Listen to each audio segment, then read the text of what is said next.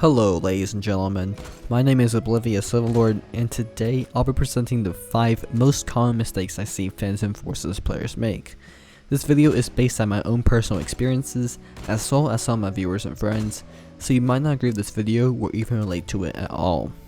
But before I start, I'd like to welcome Spirals, as he'll be joining us today to share his experiences on this matter. As always, enjoy.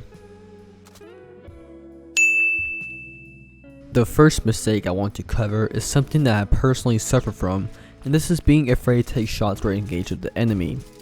Since most of us care about conserving ammo or keeping up a positive kill-death ratio, we tend to play more passively and hold back our fire. Now, the only way to get better at Phantom Forces is actively playing the game and engaging with enemies to sharpen your reflexes, aim, and battle sense. If you're always hiding behind picking off easy targets, then improving at PF will be a slow and long process. Pre-buying guns is somewhat of a big meme in this community. People regularly make jokes on how they'll steal their mom's credit card to buy that BFG 50, how AA-12 pre-buyers have no skill, and how low ranks are trashing on them with a Chris Vector. So, should you pre-buy a gun? Well, the answer is yes and no.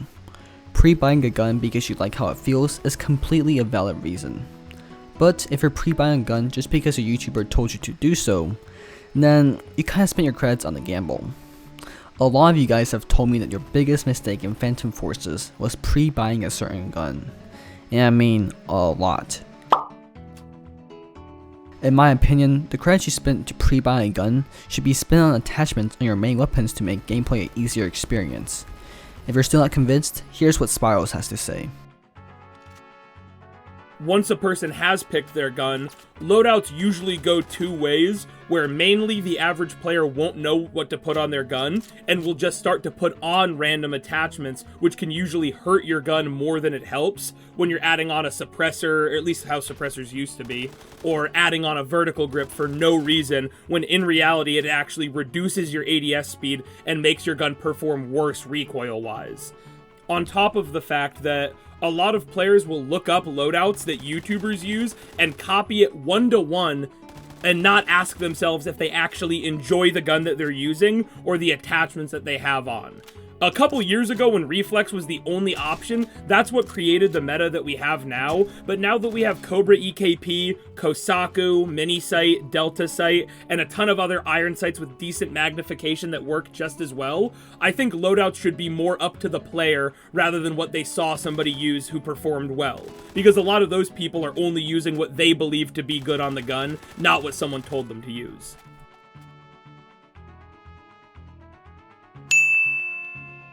Alright, sorry it took me so long to get this to you, by the way.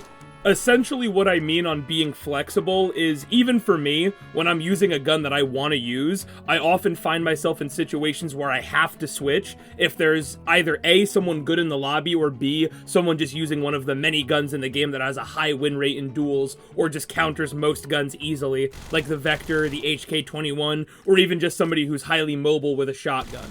Staying on one gun all game isn't a bad idea when you're using a versatile gun, but in most cases in Phantom Forces, one gun does not do the trick every single time, and you're going to find yourself having to switch in the middle of more difficult matches to keep a competitive edge. If you're using the M16A3, someone could just switch to an SMG and they're just going to be killing you in less shots, shooting faster than you, and you're either going to switch or keep losing that same gunfight over and over and not learning anything. In my early days of playing Phantom Forces, I'll only use my primary weapon and shoot in ADS mode. Heck, I wouldn't even pull out my knife in CQC fights. And these mistakes really affected my gameplay, as I wasn't able to react fast enough in certain scenarios. For example, aiming in takes a few tenths of a second, which in a firefight is a lot of time, as most PF guns kills in around 0.2 to 0.1 seconds. So, my advice to you guys would be to employ hipfire a lot more if your enemies are close to you, and be sure to use that knife, especially if you're the one that does not pay attention to your ammo count. And the last mistake is the easy one to fix, and it's pretty self-explanatory. Make sure to use your radar, in-game sounds, and press E to spot. What I mean by using your in-game sounds is to put on your headphones to hear the enemies around you, because you'll never know when they try to sneak up behind you. And that concludes the video. Once again, huge thanks to Spirals for joining us today. I hope this video helped some of you guys, and if you enjoyed the video, be sure to hit the like button to help push this video out into the PF algorithm. But that's all I have for you guys. See you in the next video. Peace. Wall down. Right. They're free. Easy.